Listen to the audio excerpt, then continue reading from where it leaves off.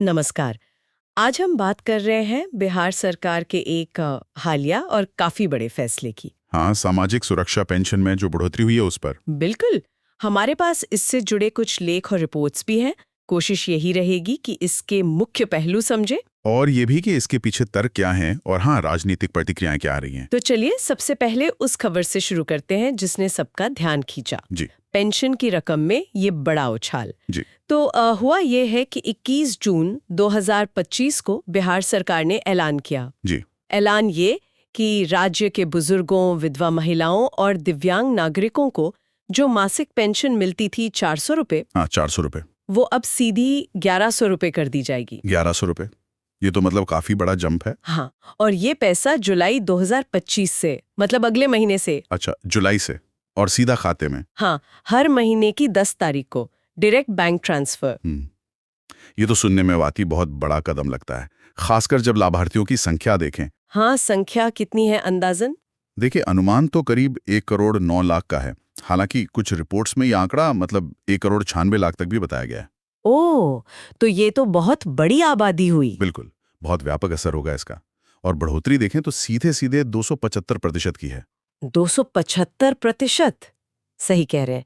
400 रुपए कहाँ और 1100 रुपए कहाँ? यकीनन ये उन परिवारों के लिए एक बड़ी आर्थिक मदद हो सकती है। हाँ, सरकार का भी यही कहना है कि मकसद इन कमजोर वर्गों को एक आप कह सकती हैं सम्मानजनक जीवन जीने में मदद करना है। जी बिल्कुल, ये आधिकारिक पक्ष है। लेकिन एक और पहलू है जो काफी दिलचस्प है। वो क्या? वो है इसका राजनीतिक संदर्भ, मतलब टाइमिंग। अच्छा, हाँ, क्योंकि ये फैसला चुनाव से ठीक पहले आया है। बिल्कुल।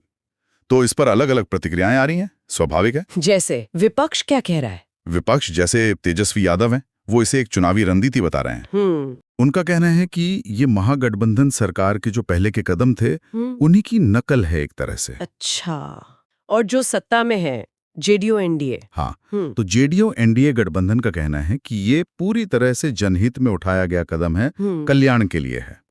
यहाँ ये समझना जरूरी है, हम सिर्फ रिपोर्ट की गई प्रतिक्रियाएं बता रहे हैं, किसी का पक्ष नहीं ले रहे। नहीं, बिल्कुल, ये साफ रखना जरूरी है। और देखिए, ये आम बात है, जब भी चुनाव नजदीक होते हैं ऐसी घोषणाएं अक्सर होती हैं। हाँ, ये पैटर्न तो दिखता है। सरकारें कोशिश करती हैं कि लोगों को तुरंत फायदा दिखे। तो इसका मतलब ये हुआ कि एक तरफ तो लाखों लोगों के लिए सीधी आर्थिक मदद बढ़ रही है, जो कि निस्संदेह अच्छी बात है। हाँ, उनके लिए तो राहत है। लेकिन दूसरी तरफ क्योंकि चुनाव दरवाजे पर हैं, तो ये सवाल भी उठ रहा है कि क्या ये सिर्फ कल्याण है या चुनावी गणित भी इसमें शामिल है? बिल्कुल सही, यही बहस चल रही है। और जैसा मैंने कहा, ये भारत में कोई नई बात नहीं है। चुनाव आते ही ऐसी कल्याणकारी योजनाएं अक्सर तेज हो जाती हैं। सही बात है। असल चीज देखने वाली ये होती है कि जमीनी स्तर पर इनका असर कितना होता है और कितने टिकाऊ होते हैं ये कदम। हाँ, और इसमें ये डायरेक्ट बैंक ट्रांसफर वाली बात भी अहम है ना? बिल्कुल, डीबीटी इसलिए लाया गया था कि पैसा सीधा लाभार्थी तक पहुंचे, बीच में लीकेज ना हो। तो कुल मिलाकर कहें तो बिहार में लाखों बुजुर्गों, विधवाओं और दिव्यांगों की पेंशन अब 400 रुपए से बढ़कर 1100 रुपए महीना होने जा रही है। हाँ, जुलाई से लागू होगी। फैसला अपने आप में महत्वपूर्ण है, लोगों को राहत भी देगा। जरूर देगा। लेकिन साथ ही इसकी टाइमिंग को लेकर राजनीतिक गलियारों में चर्चा भी तेज है। हाँ, और ये हमें एक सोचने वाले बिंदु पर छोड़ जाता है।